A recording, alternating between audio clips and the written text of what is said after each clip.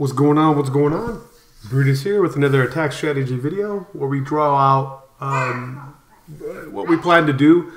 And then it's just Kalani in the background of your video. Alright, so we're going to do a queen walk in both examples here. In both examples, primarily I was working with Tref Daddy on putting the plan together on both of them that we look at. With this one, I'm going to draw up the plan. When I went to execute it, I misplaced one wizard and my queen walked, and that was the end of the raid. Tref Daddy came in, did the exact same plan, and that's what we'll see. So with Tref Daddy doing the walk after I failed because of a bad wizard placement, and I'll talk about what it is. So queen walk, why do you want to use it on this kind of a base versus a stone gobo, which, by the way, there was a stone gobo on this and it didn't work out. There's a lot of open spaces. Okay, there's bomb towers on the way there. If you come this way because you want to try to hit one infernal tower at a time, there's some bomb towers there. Open space right here, open space right here, open space right here. Your bowlers are going to hit those. So more than clear markup. Atoma saw a really nice walk. He's like, we can walk either side, either 9 or 12. So what we're going to do is get about 30% of the base and open up a funnel for the Valk dive with this walk. And the queen stays relatively safe the entire time of the walk, which makes this much more lucrative than the other attack of a stone gobo. And the CC line comes out like this, and the BK line comes out like that, and the queen line comes out like this. So that means I'm going to deal with the CC before I deal with the BK, and then lastly deal with the queen. As long as I stay patient, I'll win all those battles. Yeah, so that's the idea. Here's how we did it, and here's how the game plan is. What we saw was a queen right here, 5 healers behind her, because you're asking a lot of your queen. Don't know if there's black healers. I'm sorry, black Sams. I'll come back to that in a second. There is one over here. But her job is to get this, then that, and this, and walk this way. In order for that to happen, we need a wizard right here. As long as this goes down, the queen will step up to get the storage because it's 4 tiles. It's 4 tiles behind of a range, basically, is what I'm saying. She can reach this. I'm probably saying that wrong, but whatever. So as long as this goes down, the next thing she'll do is get the air defense, and we even thought possibly could get the bow, but then we noticed that if we opened up this wall, and by the way, this is where I messed up. My wizard took 1 shot at this, and for those of you that are stat fanatics like I am, a max wizard can withstand 2 mortar blast from a max mortar. Anything after the second blast, that wizard is done. So it sucks for me. Anyway, when she's walking, she's going to be stalled out right here on high hit points and under 2-point defense, which total about 230 DPS. The healers have a half healing effect, so she's going to be dying at about 90 DPS. So roughly about 15 seconds or 16 seconds she'll go down. So you have three rages for her, and one of them right away, so that it goes right here. It's actually pretty wide. So it takes care of these 2, but then it also opens up the rage wall breakers and their job if you send them from right there. 4 of them, no doubt, will open this up. Queen will get into this compartment, and now you can probably start to see what's coming to shape. Second rage right about here to encounter the BK and the CC. Third rage right here to guarantee the queen, and your ability guarantees the queen kill no matter what. So the walk itself is going to get this. Whoa. That is what your walk is getting. There ends up being a Tesla right here and here. We had originally planned a baby dragon for right here anyway. And then on the cleanup, you're going to see that a loon goes down to take that, or 1 baby drag, 1 at a time, and then we'll get this. And it's really to help just keep the queen along this side of the wall. It just works out better that way. So this will create a nice funnel. right when the queen gets to about here, you want to try to help out the DPS coming at her, and then also finish the funnel for the Valkyries. And lastly, just start getting as much percent as you can and start to aggro the eagle for the volleys. So to do that, we send a golem right about here to aggro the mortar. And it'll get the attention of this archer tower. This cannon is facing this way. Expo is facing this way.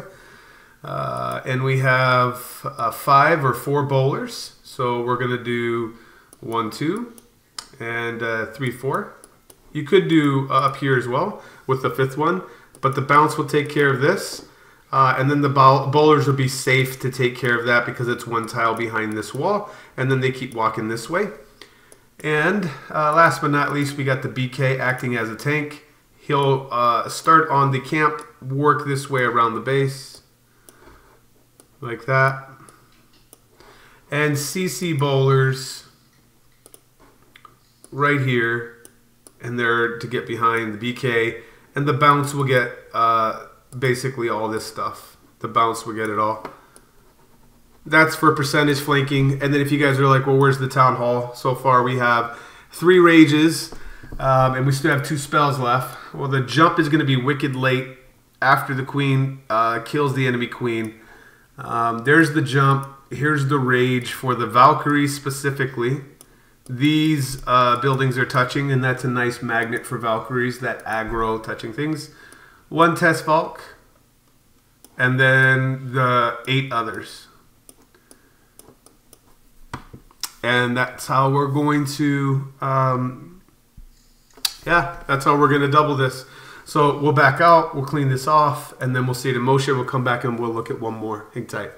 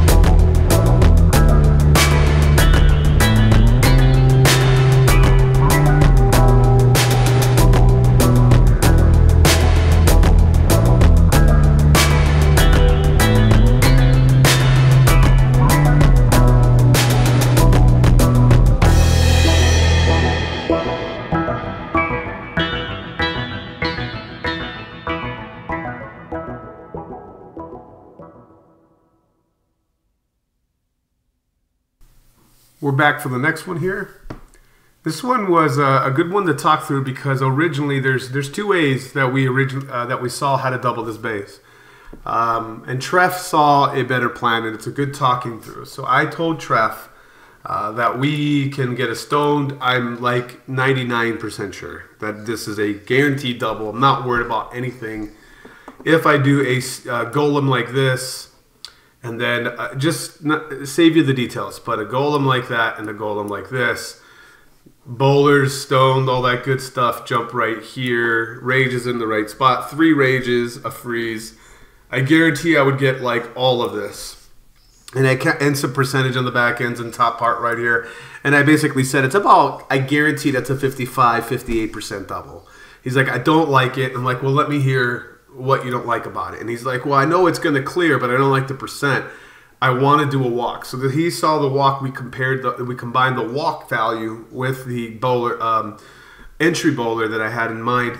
And the reason why this worked out is, and it's better to do this one, is you'll get a heck of a lot more percent doing this other strategy. The walk allows for it.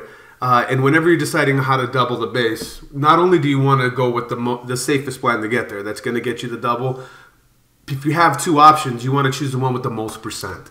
And this one really worked out. I mean, there's probably some giant bombs right here, which is by sending my first part of my golem and bowlers, I'll never step into the giant bombs, even with the stone bow gobo option. It just worked out. Like it guaranteed would have worked out.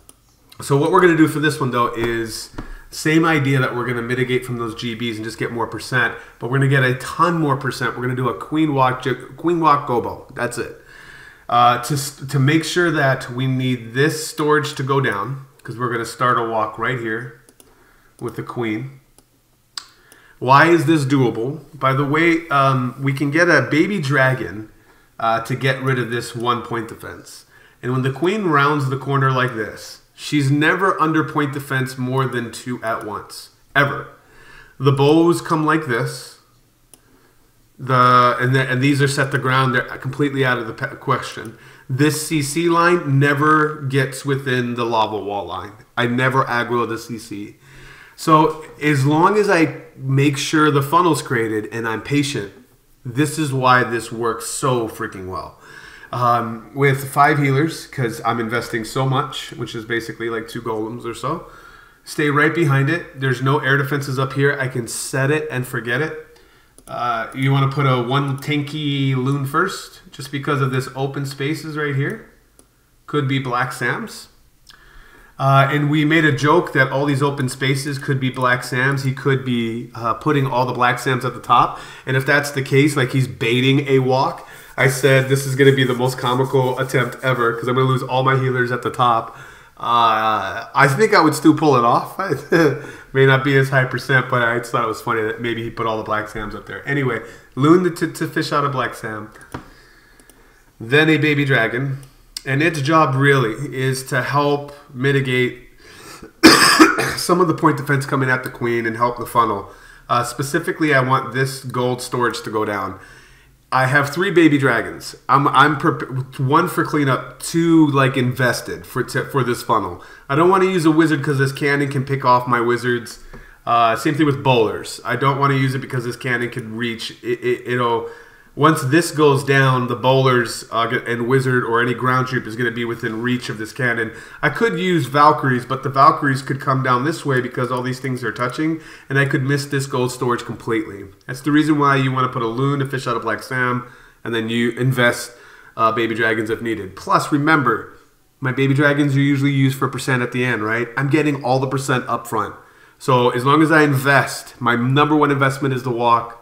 I got to put on my, at least I'm okay with putting 30 troop space there if I need to. This goes down. We walk down this way. We have 2 rages dedicated for this. We have 1 right around here because it's going to be the most scariest moment.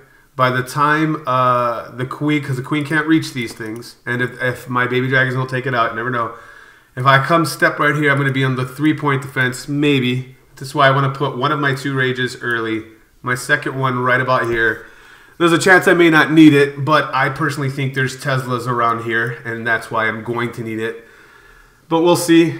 Its job, when it's all done, is going to get all of this. That's the queen walk, actually all that. Look how much that is. The walk alone gives me like 45%, up into about right here. It's pretty crazy.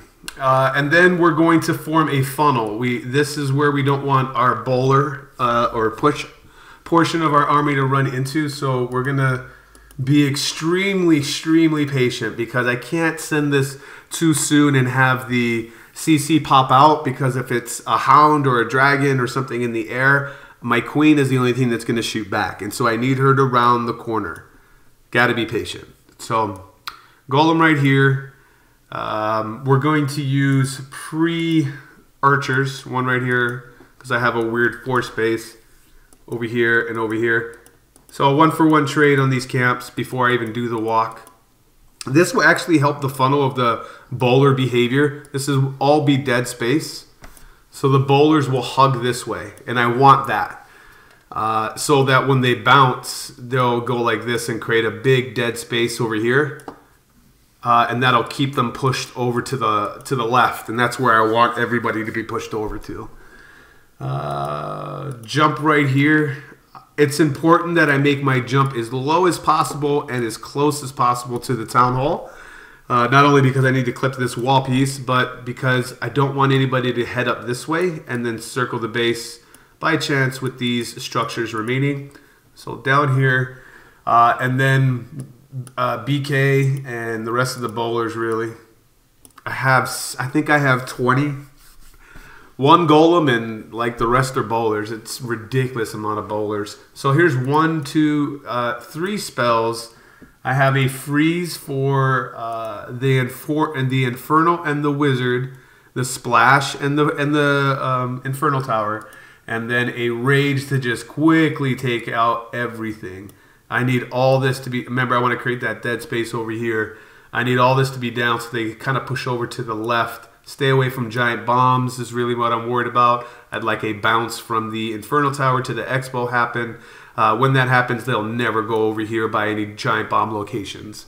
So that's the main thing. Queen should take the jump as well. And we were making jokes that if the queen makes it all the way over here, even with the healers, this is also why this really works. The healers are going to be traveling behind the queen like this, right? The air defenses are way down here like that. And this guy's out of the picture. So the healers remain in the picture completely untouched except for Black Sams. They will never be under threat. So that's another reason why this really works out. It's really colorful. Look at all these colorful pictures. So we'll clear this up.